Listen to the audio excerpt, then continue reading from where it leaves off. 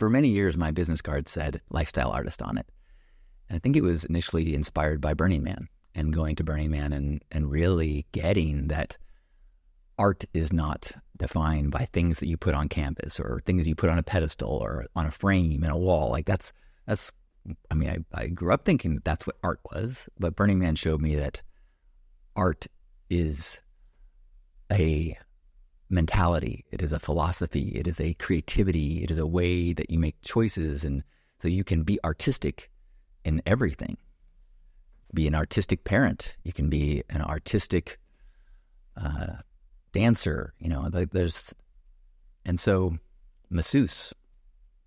And so the idea of instead of dedicating myself to a specific medium, I wanted to radically self-express as in my life as my art. I mean, it doesn't mean that I'm interesting 24/7, but it meant that I would be trying to have experiences and do things in a active, intentional way.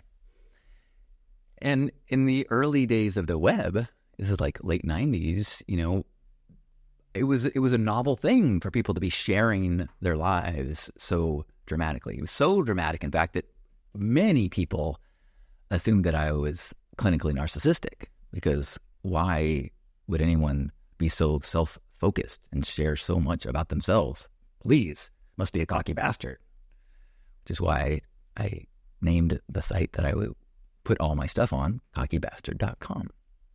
And now, of course, the phenomenon of sharing your life with the world publicly is commonplace. You're actually an unusual person if you don't. If you don't share your pets and your food and your gatherings and the things of your daily life, that's fairly unusual. And so with so many people sharing so much, the draw or the worthiness of attention of me doing my life started to dwindle. Like now there's literally everyone is sharing their lives, and it became almost like a mandatory part of any professional life. Like you've got to be getting attention online. And so now we've got billions of people trying to get attention, and the novelty of being a lifestyle artist, I think, really fizzled, because everyone is a lifestyle artist. Everyone is sharing their life journey and their path, which is great. They should. In fact, that was part of being a lifestyle artist, is saying, look, we are all worthy of being royalty. We are all worthy of sharing our stories. So careful what you wish for, because with everybody doing it, it's hard to remain important or worthy of the eyeballs and attention. And because there's so many people vying for attention, there's the marketing of it became hugely important. You can't just trust that if you make good content, people will see it. If you build it, they will come, is not the case with online. You got to dial in your keywords and your hashtags and your thumbnails, and you got really, and what's the perfect length, and all the stuff to try to get the algorithms to put it in front of you. There was a time back in the day when your feed, the top of your feed, was simply the most recent posts from the people that you follow. It was just chronological. So if Fred posted 3 times, you'd see Fred. Whereas now, because there's so much content that we're following, the algorithms feed us what they think will keep us scrolling the most. I had an experience yesterday where I went to a friend's site to see if they wrote about a topic that I thought was interesting to them. And before I said, hey, have you seen this? I wanted to see if they'd written about it already. And I'm like, oh my gosh, they're posting 20 times a day. I see a post from them every other day. Whoa.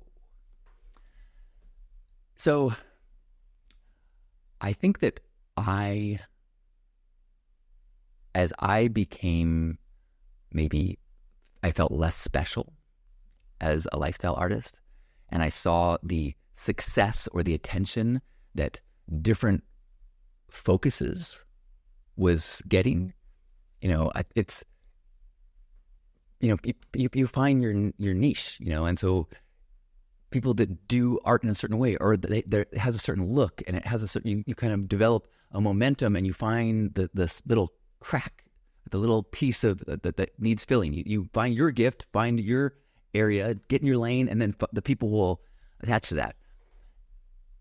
But I have continued to be rather unpredictable. I continue to follow my muse and post about the things that are giving me inspiration in that moment. So it's Burning Man stuff, and then it's being an uncle, and then it's biodad stuff, and then it's insecurity stuff, and then it's sobriety stuff, and it's still me. It's life as art.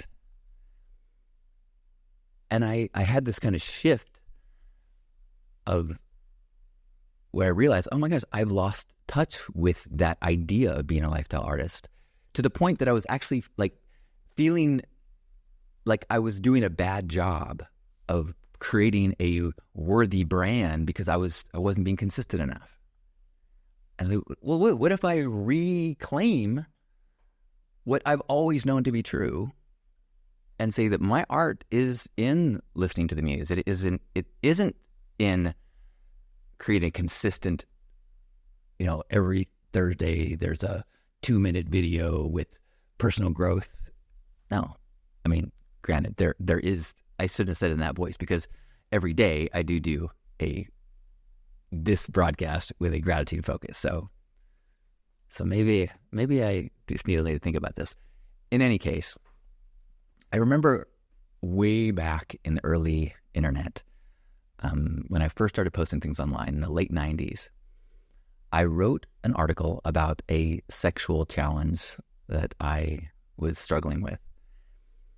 And this was back when most people were not online.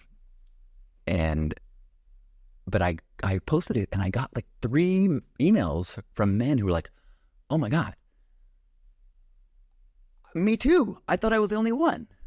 And I had literal tingles through my body as I read it. That's happened to me a couple other times. Like when my grandpa said it's a beautiful glass, I had the same whoa feeling where I'm like, I'm supposed to be doing this. And I feel like I'm supposed to share my vulnerable, authentic truth, knowing that the right people will see it and it will be healing for them to be able to identify with things that they're struggling with. So that was in 98 that I had that, and so that's kind of been my life path since. And I'm just really, I don't know, I found a sense of recalibration, reconnection, remembering that I might be doing the formula for what works wrong, but I'm still doing the lifestyle artist journey perfectly. This is just how it looks. So I'm hoping that by embracing that, I will be able to find more fulfillment, maybe even more eyeballs and attention if I do it right. No, stop, John, stop. Don't listen to the algorithm. Anyway, I appreciate the ability to communicate in this way. I appreciate the radical acceptance I feel from you. If you're hearing this, you are part of my tribe and my community, my support group, my congregation, my extended family. And I am so grateful. So stay tuned for the further adventures of John Halcyon Stin. Hug Nation. Hug Nation.